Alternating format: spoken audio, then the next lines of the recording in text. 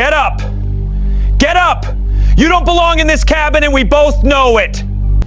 I paid almost $4,000 to sit here, and I did not pay it to babysit some old woman they bumped up out of pity.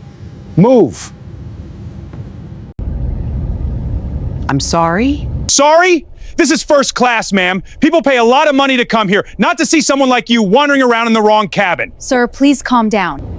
I haven't said a single word to you, mister. Why are you shouting at me? Because you're lying! Sir, please calm down. You don't need to say a word. I can see exactly what you are.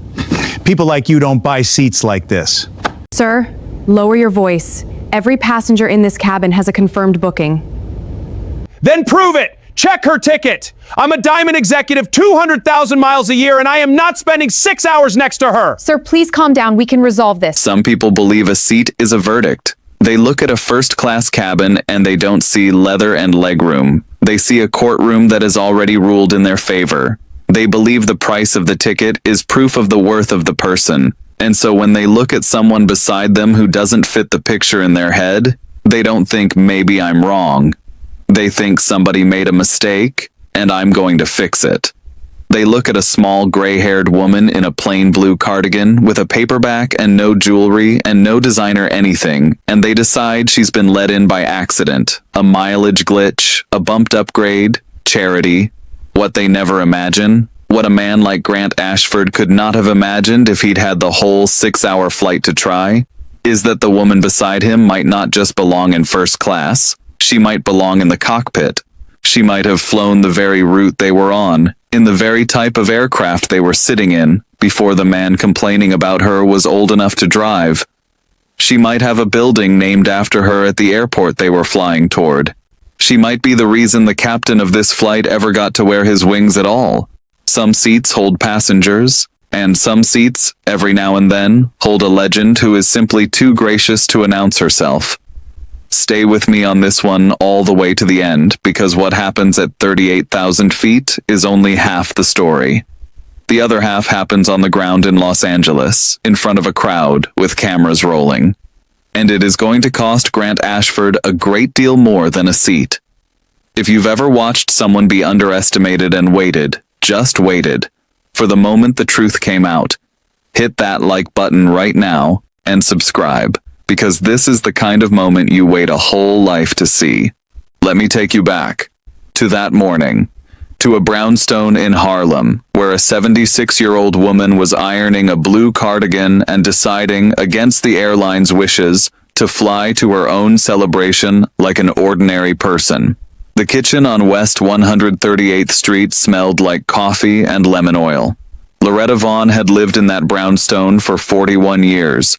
She'd bought it in 1983, the year she made captain, with money she'd earned doing a job that 1,000 people had told her she'd never be allowed to do. The floors creaked in specific places she knew by heart. The walls were covered in photographs, and if you walked down the front hall slowly enough to look at them, you would have understood, before she said a single word, exactly who lived there. A young woman in a flight suit beside a propeller plane, 1969, squinting into the sun. The same woman, a few years older, in a crisp airline uniform with a single silver stripe on the sleeve, standing at the bottom of a jet's air stair, 1974, not smiling, daring the camera. The same woman with 4 gold stripes, gray starting at her temples, shaking hands with a man in a suit while a crowd applauded. And one more, older than all the rest, in a chipped wooden frame, a black man in coveralls, standing in front of a hangar, holding a wrench, a row of aircraft behind him that he was paid to fix and would never be allowed to fly.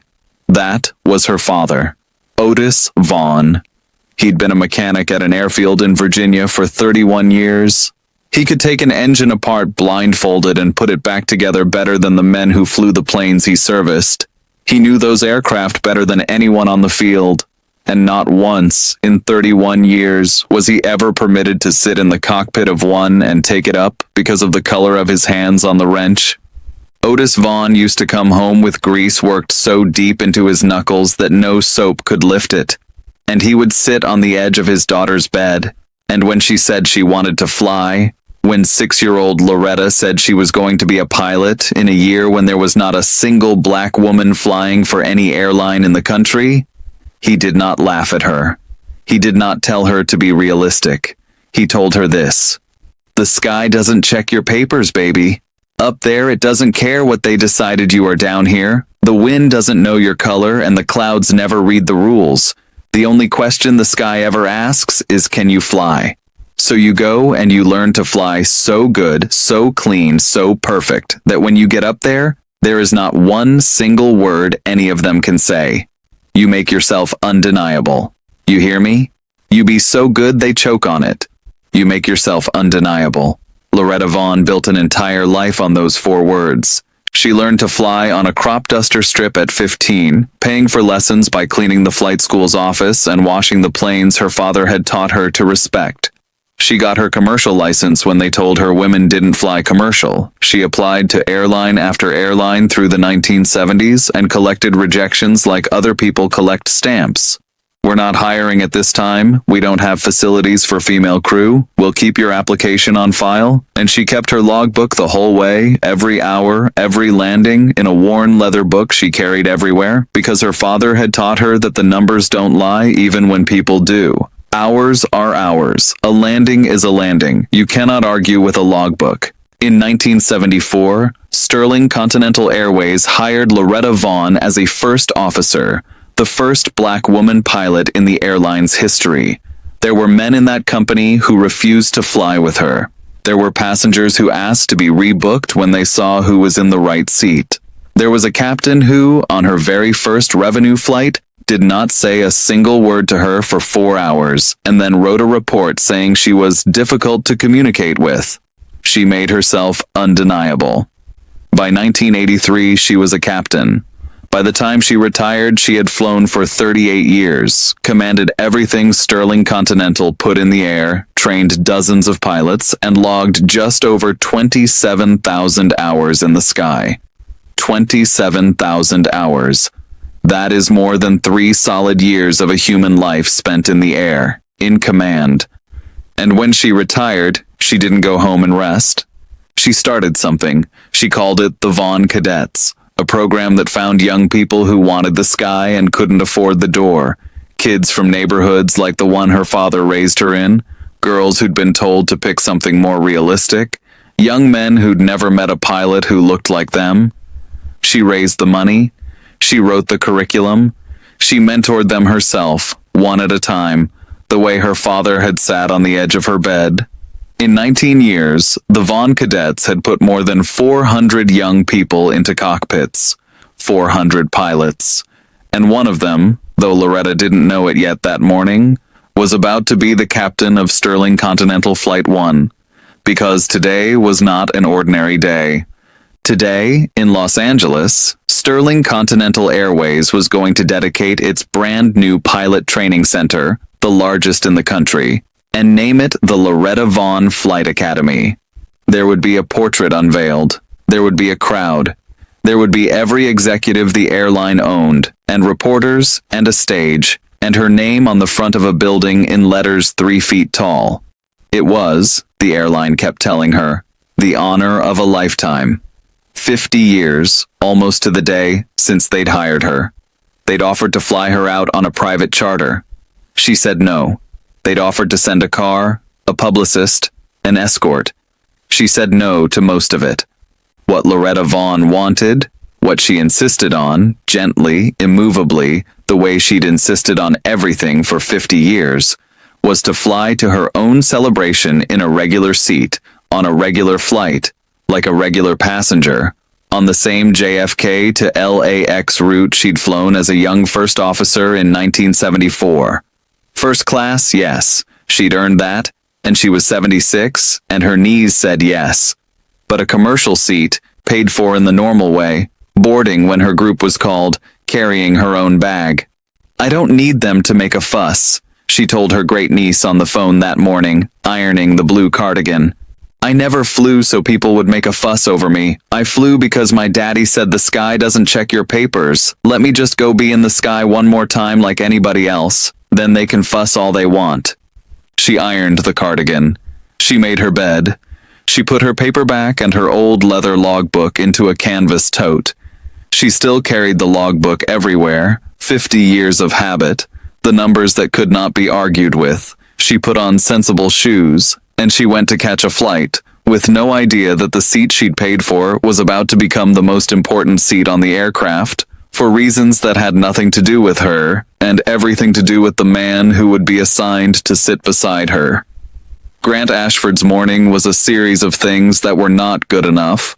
The coffee was not good enough. The car was 4 minutes late.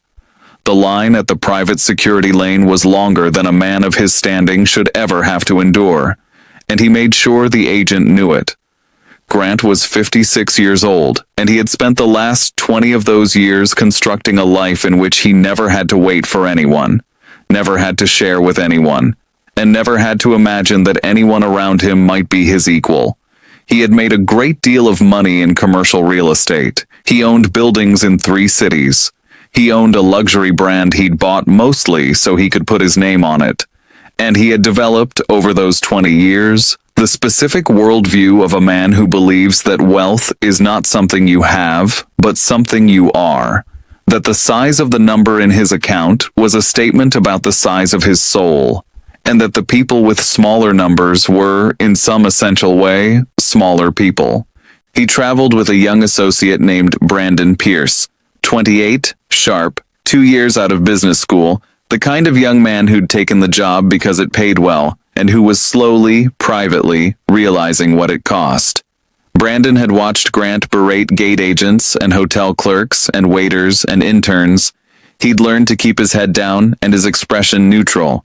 He'd told himself, the way you do, that it wasn't his business, that this was just how some powerful men were, that he'd move on in a year or two and never think about it again. Brandon was about to learn that there are some rooms you can't keep your head down in, that there are moments that find you and ask you a question and write down your answer whether you speak it or not. They were flying to Los Angeles for a deal. Grant had booked seats 2B and 2C, himself on the aisle, Brandon in the middle. He had not, of course, booked the window. The window was 2A, and 2A belonged to someone else, and as far as Grant Ashford was concerned, the someone else had better be worth sitting beside. He boarded in the first group, naturally. He swept down the jet bridge with his garment bag and his sense of grievance, stepped into the first-class cabin, and looked at his row. And there, in 2A, by the window, was a small, gray-haired black woman in a plain blue cardigan with a paperback in her lap and a worn leather book on her tray table. And Grant Ashford made a decision. 3 seconds. That's all it takes. He looked at the cardigan and the paperback and the canvas tote and the lined brown face, and a story assembled itself in his head, fully formed in 3 seconds. Upgrade, mileage glitch, some kind of charity bump. There's no way that woman paid for a first-class seat, and once the story was in his head, it became the only thing he could see. He didn't see a person. He saw a problem. He saw a mistake that he, Grant Ashford, Diamond Executive, was entitled to have corrected.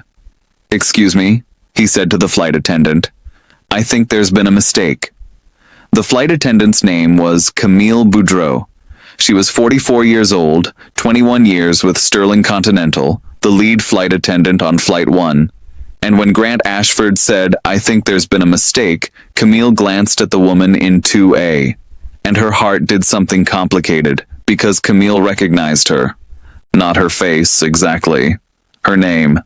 Camille had seen the manifest at the briefing that morning, and she'd seen the name in 2A, and she had actually said, out loud, to the other flight attendants in the galley, "Do you all know who is flying with us today?" Because every flight attendant at Sterling Continental knew the name Loretta Vaughn. It was on a plaque in the crew lounge. It was in the history they taught at orientation. And it was, as of this week, about to be on the front of the training academy, where half of them had been certified. Camille knew exactly who was sitting in seat 2A. So when Grant Ashford demanded the woman's ticket be checked, when he said there's no way she paid for that seat, Camille felt something rise in her that she had to work hard to keep behind her professional smile. "Sir," she said, even and calm, "every passenger in this cabin has a confirmed first-class booking. including this passenger. But Grant wasn't built to hear the word no. He'd spent 20 years training the world to never say it to him, and the cabin of an aircraft was just one more room he expected to bend. "I want her moved," he said. "I don't care where. Coach, the jump seat, I don't care. I am not sitting next to her for 6 hours, and as a diamond executive who spends more with this airline than most of these people make in a year, I think that's a reasonable request." A few rows back, in seat 4C, a 16-year-old girl named Sophia Reyes had stopped pretending to look at her phone. Sophia was flying to Los Angeles for a 2-week summer aerospace program. She was the kind of kid who could name every aircraft on the ramp, who'd built a flight simulator out of plywood and a borrowed joystick in her family's garage, who had a single poster on her bedroom wall that was not a band or a movie, but a photograph of a woman in 4 gold stripes standing at the bottom of an air stair. Sophia had been staring at the back of the gray head in 2A since she boarded, with a feeling she couldn't name, a feeling like recognition, reaching for a memory it can't quite grab. And when Grant Ashford said the woman didn't belong in first class, something in Sophia Reyes went very cold and very still. Across the aisle in 2D, a retired man named Walt Brennan, no relation to anyone in this story, just a 68-year-old former air traffic controller flying out to see his grandkids, lowered his newspaper and frowned. He didn't know who the woman was. He just knew what he was watching, and after 30 years of watching planes full of human beings, Walt Brennan had a low tolerance for it. "Hey, buddy," Walt said. "She's not bothering anybody. Sit down." "I wasn't talking to you." "No, you were talking at a lady who hasn't said one word to you, and the rest of us can hear you. Sit down." But Grant had found his footing now, the way men like Grant do when they're challenged. He didn't get smaller, he got louder, because backing down meant being wrong, and being wrong was the one thing his entire identity could not survive. "Captain," he called toward the front of the cabin. "I'd like to speak to the captain. I have a problem with my seating assignment, and I'd like it resolved before we push back." And that right there, was the mistake. Because Camille Boudreau looked at Grant Ashford, and she looked at the woman in 2A, who had quietly gone back to her paperback through the whole thing, and Camille made a decision of her own. "Of course, sir," she said sweetly. "Let me get the captain for you. I think that's an excellent idea." She turned and walked to the flight deck door, and she knocked the pattern, and when it opened, she leaned in and spoke for about 15 seconds, and whatever she said made the man in the left seat go very still. Would you have stayed in your seat? If you were Loretta Vaughn, if you had spent 50 years making yourself undeniable, and you were flying to a building about to bear your name, and a man who'd never flown a kite in his life leaned over you and announced to a cabin full of strangers that you didn't belong, would your hands have stayed steady on a paperback? Would you have kept reading? Hers did. She did. Because here is a thing the Grant Ashfords of the world never understand about the Loretta Vaughns. The calm is not weakness. The calm is the scar tissue of every battle you've already won. By 76, Loretta had been thrown out of more rooms than this man had ever entered. She'd been told to use other doors. She'd been mistaken for the help in her own airline's executive lounge. And once, 50 years ago, almost to the week, she had been a young first officer in full uniform, deadheading home in a first-class seat the airline had assigned her, when a passenger complained that he didn't want to sit next to one of them, and a purser had come down the aisle and asked Loretta, the pilot, in her uniform, to move to the back. She had moved. In 1974, she'd had to move. She'd walked to the back of that airplane in her uniform, with her wings on her chest and her logbook in her bag, and she had sat down in the last row, and she had not made a sound, and she had promised herself one thing. I am going to fly this airplane one day. I am going to be the one they have to listen to. 50 years later, a man was leaning over her saying nearly the same words. And this time, the door at the front of the airplane was about to open. And this time, it was not going to be a purser coming to move her. Loretta turned a page. She waited. She had become, over a lifetime, very good at waiting for the sky to settle, a thing the ground refused to. The flight deck door opened. The man who stepped out wore 4 gold stripes on his sleeve and a captain's hat under his arm. Captain Desmond Clark, 43 years old, 18 years with Sterling Continental. A calm, broad-shouldered man with the unhurried walk of someone who lands heavy aircraft for a living and does not rush for anything smaller. Grant Ashford saw the 4 stripes and felt a surge of vindication. Finally, someone with authority. Someone who would understand. One important man recognizing another. Someone who would look at the situation and see what Grant saw and fix it. "Captain," Grant said, already extending his hand, already smiling the smile he used to close deals. Grant Ashford, Diamond Executive, 200,000 miles a year. "Listen, I hate to be that guy, but there's been a seating mix-up, and I'd really appreciate it if you could have this passenger relocated so we can—" Captain Desmond Clark walked right past Grant Ashford's outstretched hand. He didn't shake it. He didn't refuse it exactly. He simply walked past it as if it weren't there, 3 steps down the aisle, and he stopped at seat 2A.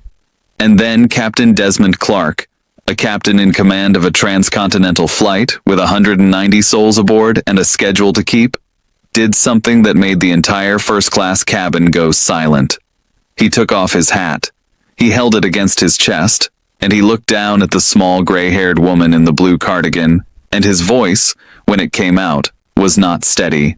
This man who flew through storms for a living could not keep his voice steady. "Captain Vaughn," he said. "Ma'am, it is the honor of my entire career to have you on my airplane today." The cabin did not gasp. It did something quieter and stranger than a gasp. It stilled, the way a room stills when everyone in it realizes at the same moment that they have misunderstood something enormous. Loretta Vaughn looked up at the young captain.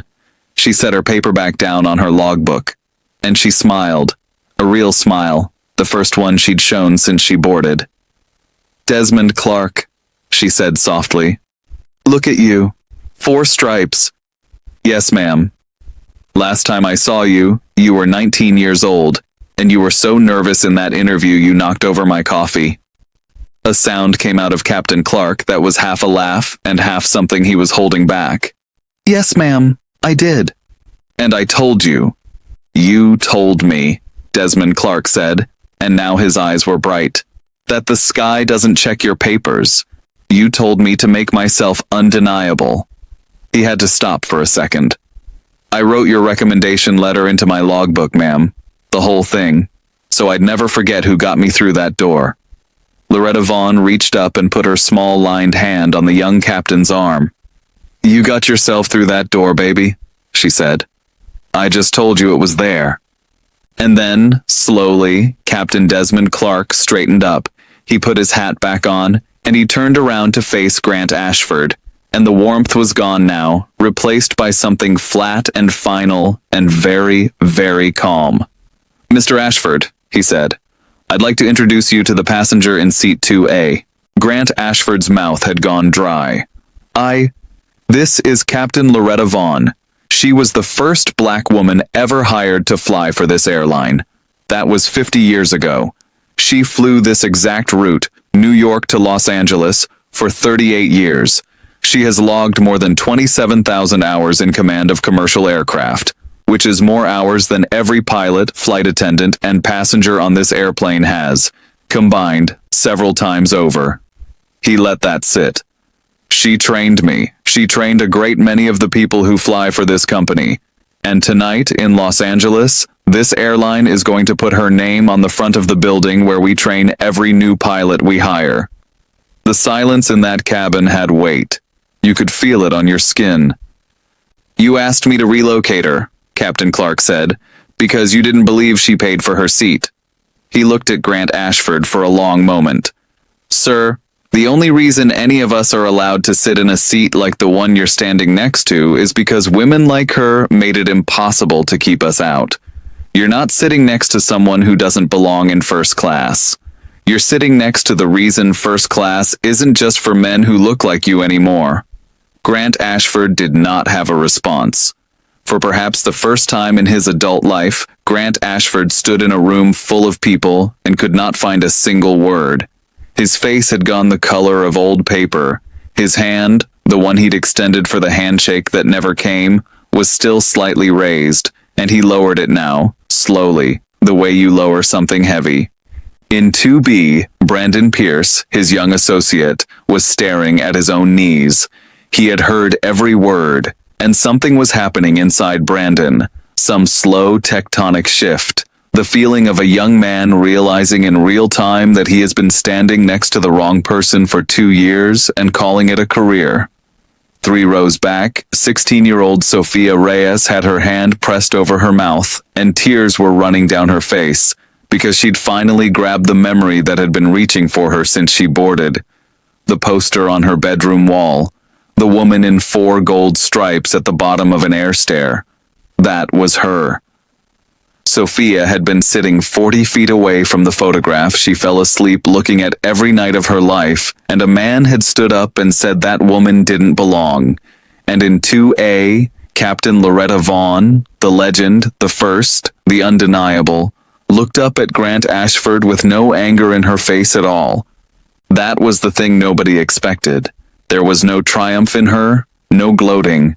She looked at the man who had tried to have her removed, and what was in her eyes was something far more devastating than anger. It was pity. "Sit down, son," she said gently. "You've had a hard morning, deciding things about people you've never met. That's exhausting work. I know. I spent 50 years on the other end of it." She picked her paperback back up. "Sit down. We've got 6 hours. You don't have to talk to me. But you might find it's a long flight to spend next to someone you've already decided to hate." Grant Ashford sat down. He sat down in seat 2B, beside the window seat he'd tried to empty, and he stared straight ahead at the bulkhead, and his jaw worked, and he did not say one word for the next 6 hours. He couldn't, because every time he opened his mouth to muster the indignation that had carried him through 56 years of getting his way, he heard the captain's voice again. The reason first class isn't just for men who look like you anymore, and the indignation died in his throat. Captain Clark went back to the flight deck.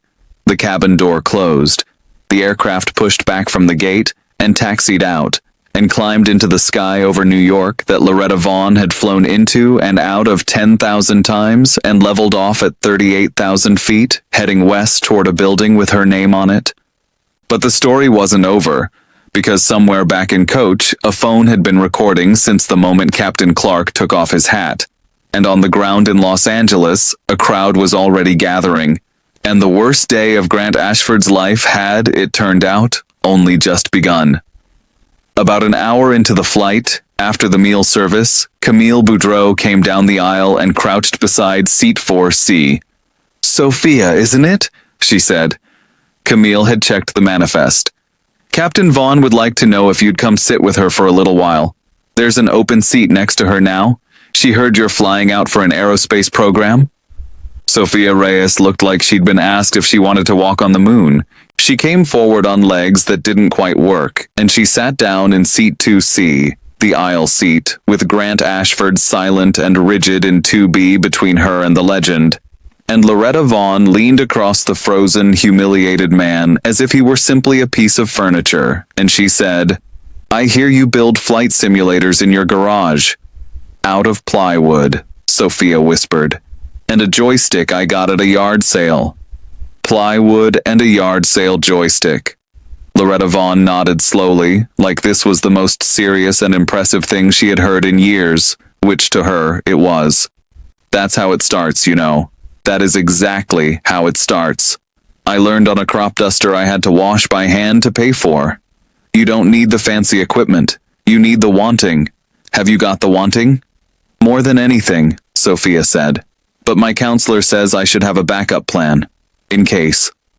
And Loretta Vaughn, reaching across Grant Ashford, who heard every word and would carry them, the channel suspects, to his grave, said the thing her father said to her on the edge of a bed 70 years ago. "The sky doesn't check your papers, baby. It doesn't care where you're from or what they decided you are down here. It only ever asks one question, and the question is, can you fly? So you don't need a backup plan. You need to make yourself so good that the answer is yes, and there's not one single word anybody can say. You make yourself undeniable. You hear me?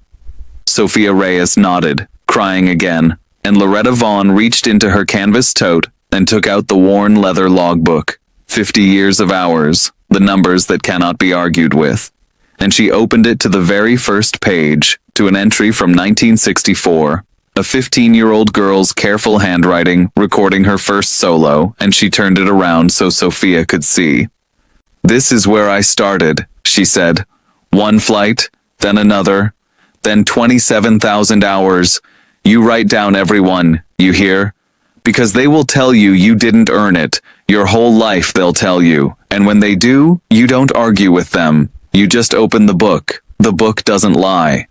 And Grant Ashford, trapped between them, stared at the bulkhead and listened to a 76-year-old woman give away the only thing she'd ever really had to give, for free, to a stranger's child, and something in him that had been hard for a very long time began, against his will, to crack. The aircraft landed at LAX 6 hours later, smooth as glass. Captain Desmond Clark's gentlest landing in a year, and he knew exactly who he'd flown it gentle for. And when the door opened, the ground crew didn't bring the usual jet bridge bustle. They brought a delegation, because while Flight 1 had been in the air, the video had landed on the ground. A passenger in coach had filmed the whole thing. Captain Clark taking off his hat, the introduction, the reason first class isn't just for men who look like you anymore, and posted it somewhere over Kansas, and by the time the wheels touched down in Los Angeles, it had been viewed 11 million times. By the next morning, it would cross 60 million. The clip of the captain removing his hat for the woman a passenger tried to evict became, overnight, one of those rare videos that an entire country watches and feels the same thing about at the same time. The airline's CEO was waiting at the gate. The president of the pilots' union was waiting at the gate. And behind them, held back by a velvet rope that nobody had told her about, was a crowd, Vaughn cadets, dozens of them, young pilots in uniform who had come to the airport on their own, the moment they heard she was on Flight 1, because they could not bear to let her walk off that airplane without being met by the people she'd made. Loretta Vaughn came up the jet bridge with her canvas tote on her shoulder and her logbook inside it, and she stepped out into the terminal, and she stopped. Because the velvet rope opened, and the cadets came forward, and the first of them, a young woman in a first officer's uniform with a single silver stripe, exactly the way Loretta had looked in 1974, walked up to her and could not speak, and simply put her arms around the old woman and held on, and then they all did. That evening, Sterling Continental Airways dedicated the Loretta Vaughn Flight Academy. Her portrait was unveiled, 4 gold stripes, gray at the temples, daring the camera, just like the photograph in her front hall. She stood at a podium in front of 300 people and the press of a nation that had spent all day watching a captain take off his hat for her. And she did not talk about herself. She talked about her father. She told them about Otis Vaughn, who fixed the airplanes he was never allowed to fly, who came home with grease in his knuckles, who sat on the edge of a little girl's bed in a year when it was impossible, and told her the sky doesn't check your papers. She said the building they were naming for her should really be named for him, and for everyone like him. Every person who kept the machine running from the outside, who was good enough to do the work and not allowed to claim it, who poured everything they had into a door they were told they'd never walk through, so that one day their daughter could. They told my father what he couldn't be, she said, so he raised a daughter to be it. That's not my story. That's his. I just finished what he started. She looked out at the cadets in the front rows. And now it's yours. Finish what I started. Make yourselves undeniable. And when you get up there, and you will get up there, remember that the sky never once asked you for permission to belong to you. It was always yours. They just hadn't admitted it yet. She brought Sophia Reyes up on stage, the 16-year-old with the plywood simulator. She announced, right there, that the first scholarship of the newly expanded Vaughn Cadet program would go to Sophia. and that she intended to mentor the girl herself, personally, the way her father had mentored her. Sophia Reyes is in flight school now. Her logbook has 11 hours in it. She writes down everyone. And Grant Ashford? Grant Ashford walked off that airplane into a country that had already watched him try to throw a legend out of her seat. He hadn't said a word for 6 hours, but he didn't need to. The video had his face in it, his voice. There's no way she paid for that seat, and by the time he reached baggage claim, his phone was already detonating. By morning, his name was the first result on every search engine, attached forever to the 9-minute clip. By afternoon, the luxury brand he'd bought and stamped his name on had a problem, because nobody wants to buy luxury from the man in the video. 2 of his retail partners paused their relationships within 48 hours, the corporate word for ending a thing while pretending you might not have. A development deal in Los Angeles, the very deal he'd flown out to close, evaporated, because the city council members he needed had no interest at all in being photographed shaking the hand the captain had refused to shake. And then the others came forward, because there are always others. A gate agent in Denver who'd filed a complaint 2 years before about how Grant Ashford spoke to her. A hotel manager, a former employee. One at a time, their stories had been nothing. All at once, they were a portrait. The same portrait the country had already seen, just painted over more years. Grant Ashford had not had a bad moment on an airplane. Grant Ashford had been Grant Ashford for a very long time, and a camera had simply, finally, been pointed at him. His associate, Brandon Pierce, resigned 11 days later. Brandon didn't make a video. He didn't do an interview. He just walked into Grant Ashford's office, set down his badge and his company phone, and said the only thing he had to say, which was, "I watched you try to do that to her, and I didn't say anything, and I'm never going to be able to unknow what that felt like. I have to go be a different kind of person now. I'm sorry it took me this long." And he left.